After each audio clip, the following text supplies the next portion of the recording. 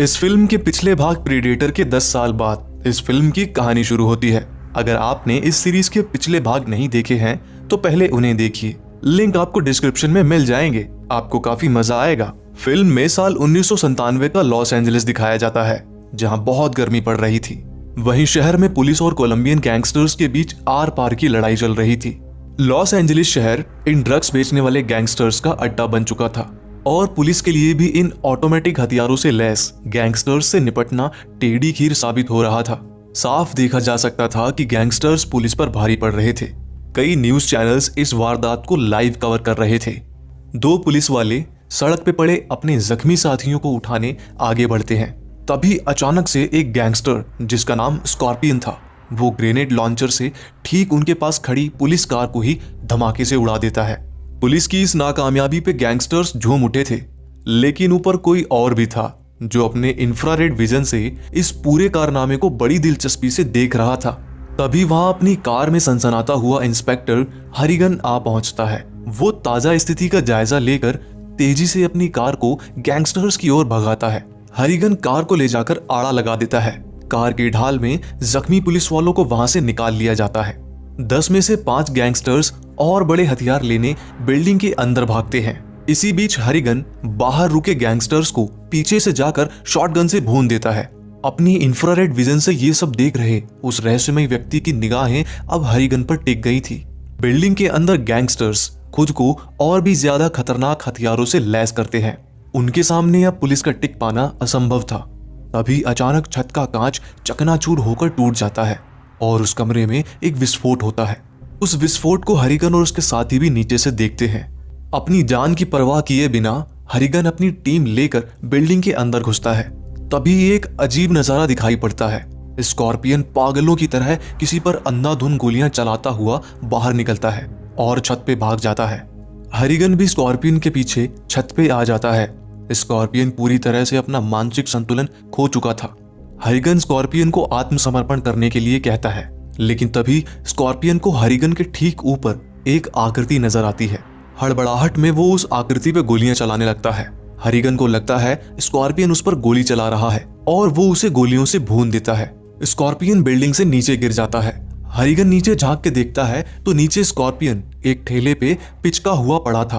तभी हरिगन को अपने पीछे किसी का आभास होता है। वो पलटता है और उसे वो आकृति दिखाई देती है।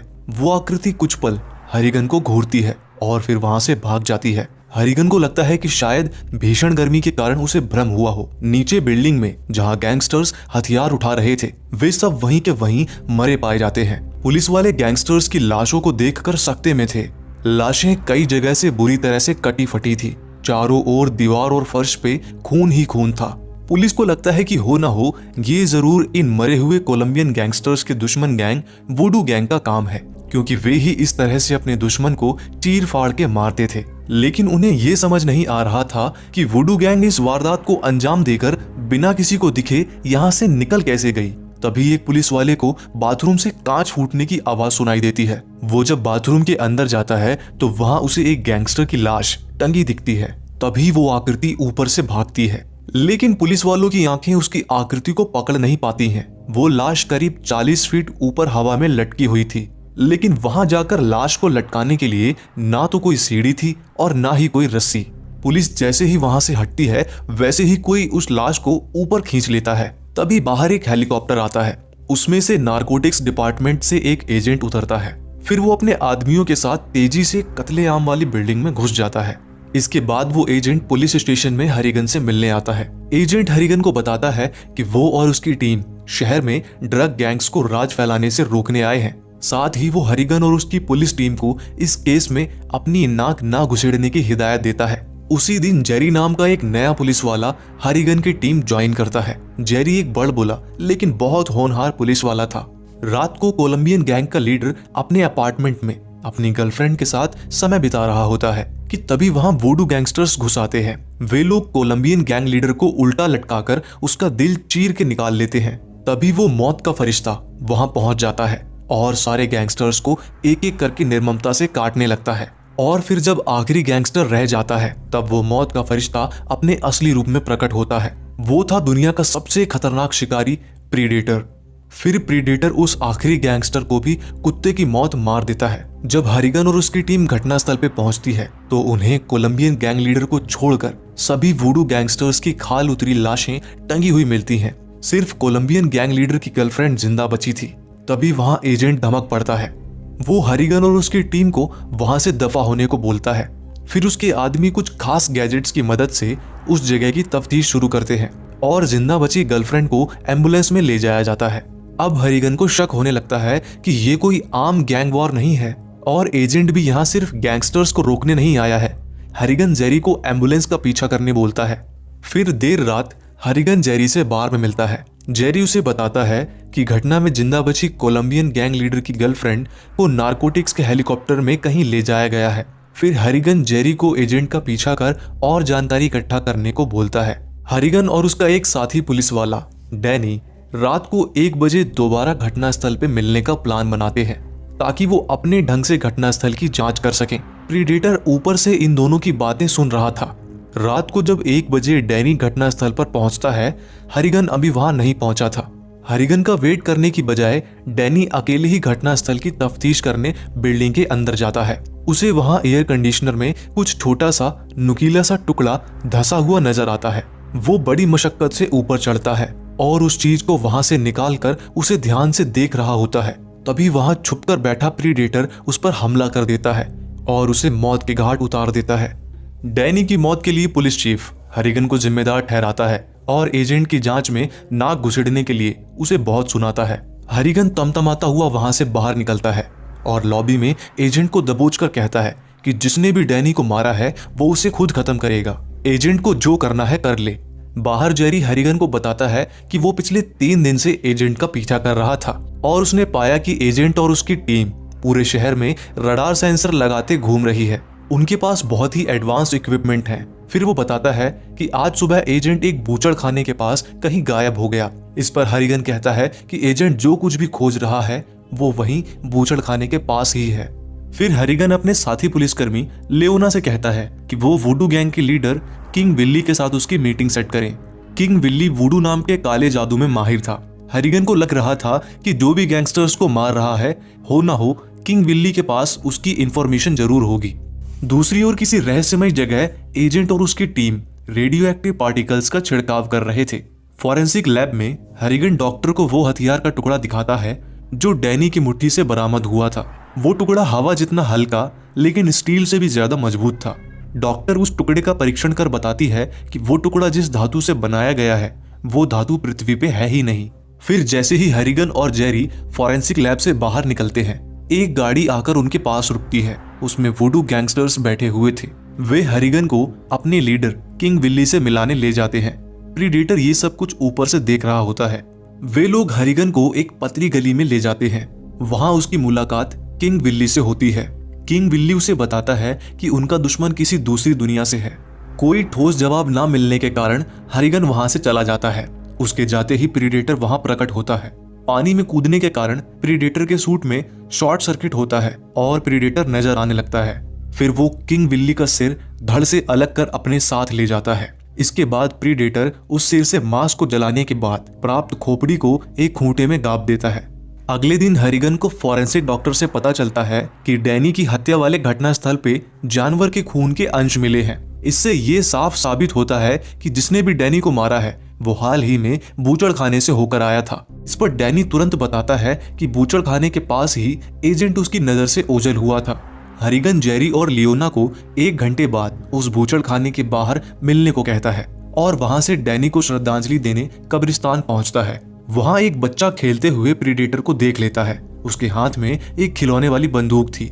प्रीडेटर बच्चे पर निशाना लगाने लगता है, लेकिन जब प्रीडेटर को पता चलता है कि बच्चे के हाथ में जो बंदूक है वो महज एक खिलौना है, वो बच्चे को नहीं मारता। प्रीडेटर निहत्थे लोगों और ऐसे लोगों का शिकार नहीं करता था जो उसके लिए खतरा ना हो।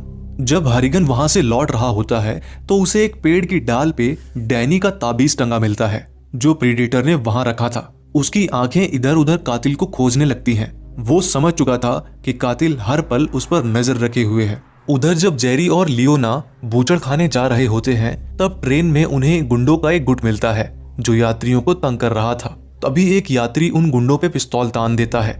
बदले में गुंडे भी उस यात्री पे पिस्तौल तान देते हैं। तभी अचानक बहुत से यात्री भी गुंडों पे पिस्तौल तान देते हैं। शहर में जो हर रोज खून खराबा हो रहा था, उसके चलते हर कोई अपनी सुरक्षा के लिए साथ में बंदूक लेकर चल रहा था। जेरी और लियोना स्थिति को कंट्रोल करने की कोशिश कर ही रहे होते हैं कि अचानक प्रीडेटर उनके डब्बे की छत फाड़ के ट्रेन में दाखिल होता है और जिसने भी हथियार पकड़ा हुआ था वो उन सबको चीर के रख देता है। लियोना बाकी यात्रियों को लेकर दूसरे डिब्बे में बढ़ने लगती है। जब लियोना मुड़ के पीछे देखती है तो उसे जेरी अदृश्य टारगेट पे गोली चलाता नजर आता है। जेरी की गोलियों का प्रीडेटर पे कोई असर नहीं होता है। तब जेरी बड़ा सा खंजर लेकर प्रीडेटर को ललकारता है। लियोना ट्रेन की चैन खींचकर इमरजेंसी ब्रेक लगा देती है, जिससे ट्रेन रुक जाती है। वो यात्रियों को ट्रेन से उतारकर खुद आखिरी डिब्बे की तरफ जाती है। वहां उसे जेरी दूसरे यात्रियों के साथ मरा हुआ मिलता है। तभी अचानक से वहां प्रीडेटर प्रकट हो जाता है। वो लियोना को गर्दन से ऊपर उठा लेता है। तभी इंफ्रारेड विजन से उसे दिखता है कि लियोना प्रेग्नेंट है। कुछ देर बाद वहां पर हरिगन पहुंच जाता है। वो लियोना को जिंदा पाता है, यानी कि लियोना को प्रेग्नेंट पाकर प्रीडेटर ने उसे जिंदा छोड़ दिया था। लेकिन उसे जेरी की लाश कहीं नजर नहीं आती। फिर वो जेरी की लाश को खोजते हुए आगे टनल में बढ़ने लगता है। तभी उसे प्रीडेटर नजर आता है, जो जेरी की लाश से उसकी खोपड़ी और रीढ़ की हड्डी को उखाड़ के अपने साथ ले भाग रहा था। हरिगन प्रीडेटर का पीछा करते हुए ऊपर सड़क पे आ जाता है। फिर वो कार से प्रीडेटर का पीछा करता है। पीछा करते करते हरिगन बूचड़खाने के पास तक पहुंच जाता है। तभी अचानक से एक ट्रक आकर उसकी कार को उड़ा देता है। उस ट्रक में एजेंट के आदमी थे। वो उसे पकड़कर वहीं पर रखे एक ट्रेलर के अंदर ले जाते हैं। वो ट्रेलर दरअसल एक कमांड सेंटर था। वहां एजेंट हरिगन को बताता है कि जिसके पीछे वो बावले कुत्ते की तरह लगा हुआ है वो कोई आम गैंगस्टर या गुंडा नहीं है, बल्कि वो प्रीडेटर है, जो एक दूसरे ग्रह का प्राणी है। एजेंट हरिगन को 10 साल पहले की घटना भी बताता है, जिसमें स्पेशल कमांडो की एक टीम का सामना प्रीडेटर से सेंट्रल अमेरिका के जंगल में हुआ था। वहां से बचकर लौटे एक कमांडो डच से उन्हें इस प्रीडेटर के बारे में पता चला और तभी से वे इस प्रीडेटर को पकड़ने की कोशिश कर रहे हैं ताकि वे उसकी एडवांस मिलिट्री टेक्नोलॉजी के बारे में सीख सकें। एजेंट आगे बताता है कि प्रीडेटर एक शिकार का खेल खेल रहा है और तुम सब उसके लिए एक शिकार हो, खासकर हरिगन, क्योंकि प्रीडेटर हरिगन की बहादुरी से काफी प्रभावित है और उसे एक बड़ा शिकार मानता है। हरिगन समझ जाता है कि प्रीडेटर इंसानों का शिकार कर उनकी खोपड़ी ट्रॉफी के रूप में संजोता था। हरिगन पूछता है कि जिसे हम देख भी नहीं सकते उसे पकड़ेंगे कैसे। इस पर एक टीम मेंबर बताता है कि प्रीडेटर अपने सूट की मदद से अदृश्य होने में सक्षम है, लेकिन वो अपनी गंध को नहीं छुपा सकता और उनके द्वारा शहर में जगह जगह फिट किए सेंसर्स उसकी गंध को पकड़ रहे हैं। इसी की मदद से वे प्रीडेटर को ट्रेस कर रहे हैं, जिससे उन्हें पता चलता है कि प्रीडेटर हर 2 दिन में बूचड़खाने में जानवर का मांस खाने आता है। इसके अलावा उन्हें ये भी पता चलता है कि प्रीडेटर केवल शरीर के हीट सिग्नेचर को ही देख पाता है। इसलिए उनकी टीम ऐसे सूट पहन के तैयार है जो शरीर की गर्मी को बाहर नहीं आने देते, ताकि प्रीडेटर उनके हीट सिग्नेचर को ना पकड़ सके। इस तरह प्रीडेटर उन्हें देख नहीं पाएगा। वहीं दूसरी तरफ वे लोग अदृश्य प्रीडेटर को देख सकें, इसके लिए उन्होंने पहले से ही बूचड़खाने में रेडियो एक्टिव डस्ट पार्टिकल्स उड़ा के रखा हुआ है।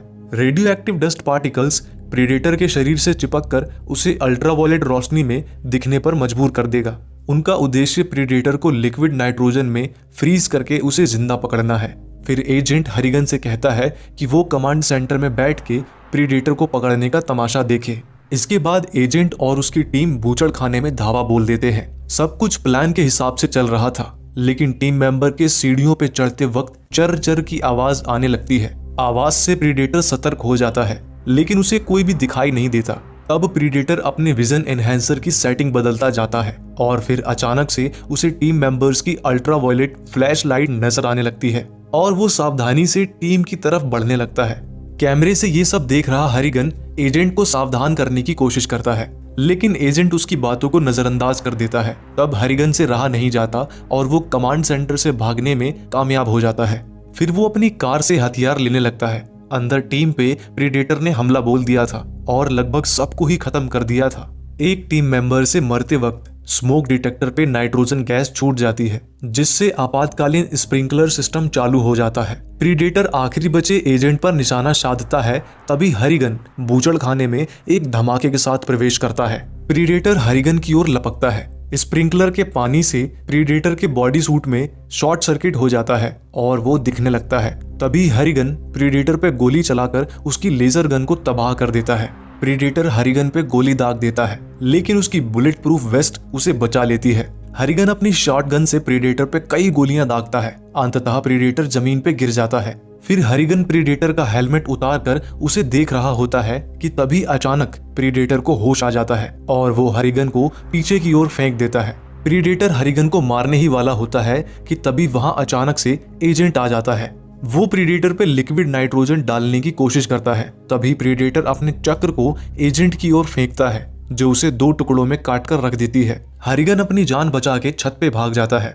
छत पे प्रीडेटर हरिगन पे भाला फेंक के मारता है, लेकिन हरिगन बाल बाल बच जाता है। फिर हरिगन भाले से वार करते हुए प्रीडेटर को खुद के साथ बिल्डिंग से गिरा लेता है, लेकिन प्रीडेटर ने खुद को एक हाथ से हरिगन को पकड़ के और दूसरे हाथ से अपना चक्र दीवार पे गाड़ कर बच रखा था।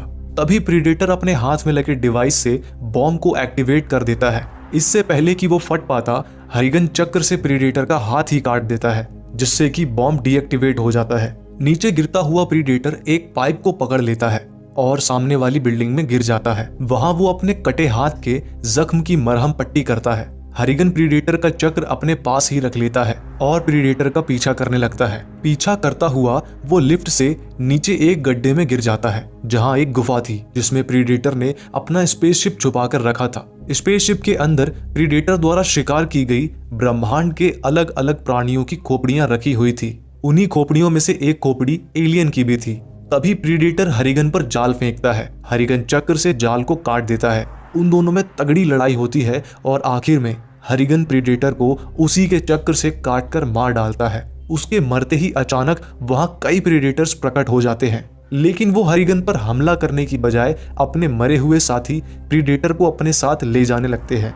तभी उनमें से आखिरी प्रीडेटर हरिगन की ओर एक पिस्तौल उछाल देता है। ये हरिगन की बहादुरी के लिए उसका इनाम था।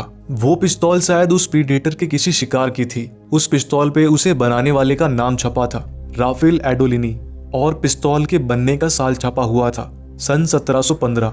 फिर हरिगन को स्पेसशिप के चालू होने की आवाज आती है। वो उसमें से बाहर निकलकर दूर भाग जाता है। स्पेसशिप उड़ जाता है और हरिगन टनल से बाहर आता है। तभी वहां हेलीकॉप्टर से एजेंट का एक टीम मेंबर आता है। वो उनके मिशन को खराब करने के लिए हरिगन को कोसता है। तभी वो पुलिस को आता देख वहां से निकल लेता है, लेकिन हरिगन को पता था कि प्रीडेटर शिकार का खेल खेलने फिर से पृथ्वी पर जरूर आएंगे और तब वो उनके लिए तैयार रहेगा। इस घटना के 7 साल बाद अंटार्कटिका में बनी एक वीरान बस्ती में एक आदमी किसी से बचने के लिए बेतहाशा भाग रहा है। भागते भागते वो एक रेस्टोरेंट में घुस जाता है। तभी उसे एहसास होता है जैसे कोई उसके पीछे है। वो अदृश्य अवस्था में एक प्रीडेटर था। फिर वो प्रीडेटर अदृश्य अवस्था से बाहर आ जाता है। वो उस आदमी पर निशाना साधता है, लेकिन इससे पहले कि वो उसे मार पाता, वहां से एक एलियन निकलकर उस प्रीडेटर पे हमला कर देता है और यहीं पे ये फिल्म समाप्त हो जाती है। क्या एलियन ने उस आदमी की सच में जान बचाई या ये कुछ और रहस्य है?